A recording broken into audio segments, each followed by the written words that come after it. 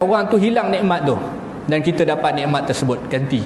Dia ada jawatan, aku nak dia dipecat, aku nak dia dibuang, aku nak ambil tempat dia. Itu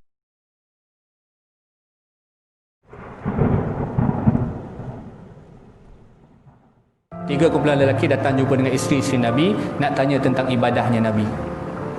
Mereka nak ribtah, nak mencontohi ibadah Nabi. Kita ni nak tiru seorang tu, dia boleh jadi dua tuan-tuan, mazmumah atau mahmudah. Mahmudah ni syariat benarkan namanya ribtah. Mazmumah ni hasad, dengki kat orang. Orang Melayu hasad dengki. Dia lah hasad dengki pula tu. Orang Melayu memang padu dia, kalau cakap tu benda dia power. Hasad dengki.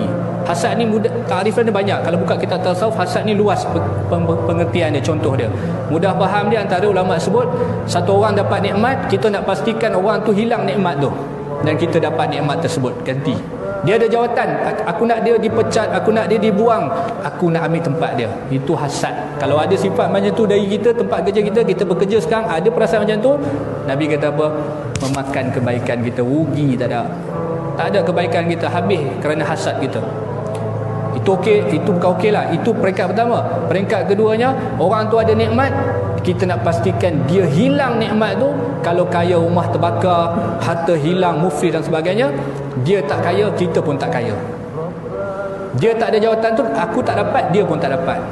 Tuan-tuan, ada tak orang macam ni? Oh, puas hati aku. Itu dengki tu, hasad tu. Tapi ribtah lain. Ribtah ni, contoh dia satu orang kawan kita, sama-sama mengaji, sama-sama duduk taman. Dia ni pandai mengaji Quran, sedap bacaan Quran dia. Aku nak jadi macam dia. Jadi kita buat apa? Carilah tok guru mengaji Quran, pandai kita. Kita pandai Quran, sama nikmat pandai Quran, dia kekal nikmat tersebut, tak hilang nikmat tu. Dia kekal dengan nikmat pandai Quran, kita pun pandai Quran. Tu ribtah, boleh. Anak-anak nak pandai macam kawan kat sekolah, kita kata pandai, belajarlah nanti kamu rajin macam Aminah tu. Boleh. Pasal Aminah tu tak hilang pun nikmat dia, dia pandai lagi pandai. Kita jadi pandai macam Aminah. Boleh. Bukan dengki. Setengah orang tu kata dengki, bukan. Itu ribtah, syariat benarkan.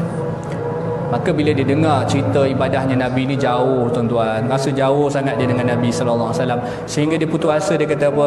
Lelaki ni kata apa? Nabi sallallahu alaihi wasallam ini diampunkan dosanya sebelum dan akan datang. Itu dia punya checkmate lah tu. Tak tahu nak kata apa lagi dah, hebatnya Nabi ni. Lalu salah seorang lelaki kata apa? Aku akan solat malam selama-lamanya. Dia nak beribadah, pulun beribadah. Lelaki yang kedua kata apa dalam hadis yang sahih ni? Lelaki kedua kata apa? Aku akan berpuasa dan aku tak akan berbuka puasa.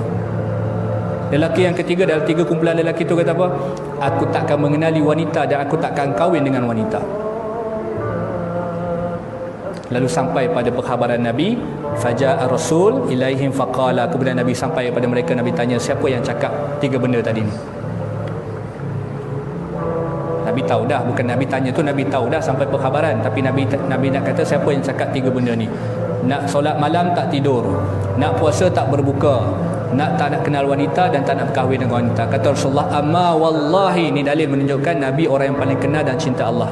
Kata Rasulullah, amma wallahi, sesungguhnya adapun aku demi Allah adalah orang yang paling takut kepada Allah dan paling kenal Allah Ta'ala.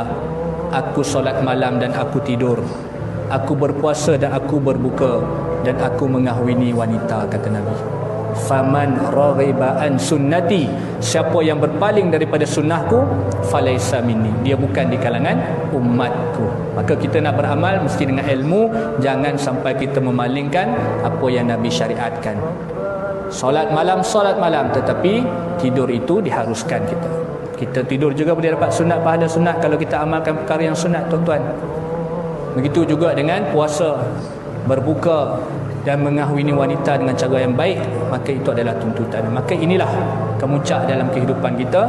Mudah-mudahan kita kembali kepada apa yang kita kejar dalam kehidupan kita, ialah khasyatillah, takut kepada Allah Ta'ala. Kepada ahli maksiat, maka kita banyakkan istighfar, takut kepada Allah Ta'ala. Kepada orang yang saleh, orang yang baik, letakkan takut kepada Allah dan juga pengharapan kepada Allah tu sama rata dia, tuan-tuan. Sebagai akhir kalam, tuan-tuan, sekejap. Seperti mana yang disebutkan oleh Saidina Umar tentang meletakkan rasa takut dan juga pengharapan kepada Allah ni, saya dah sebut dulu dah dalam kuliah.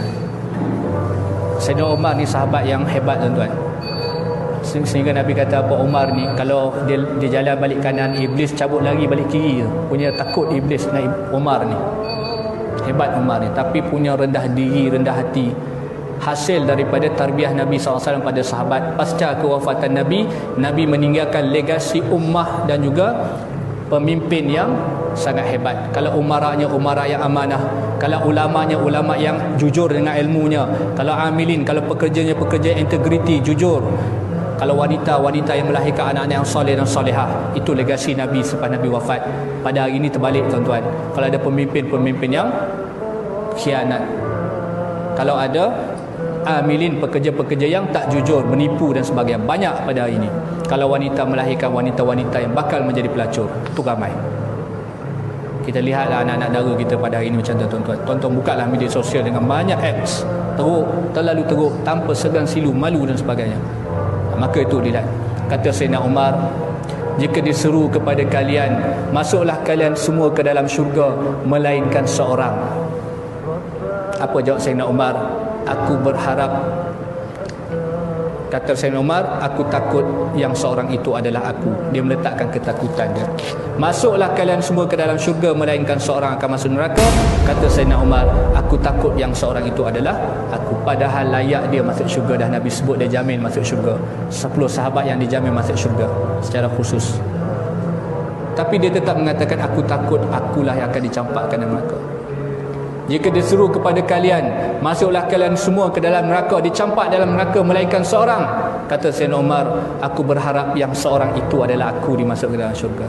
Padahal memang jamin dia masuk syurga dah. Kita, masuklah kalian semua ahli qaryah surah Syakirin, contoh, ke dalam syurga melainkan seorang. Kita rasa kitalah yang ramai-ramai tu, yang seorang tu dia, kita tunjuk dia. Kita manusia pada hari ini.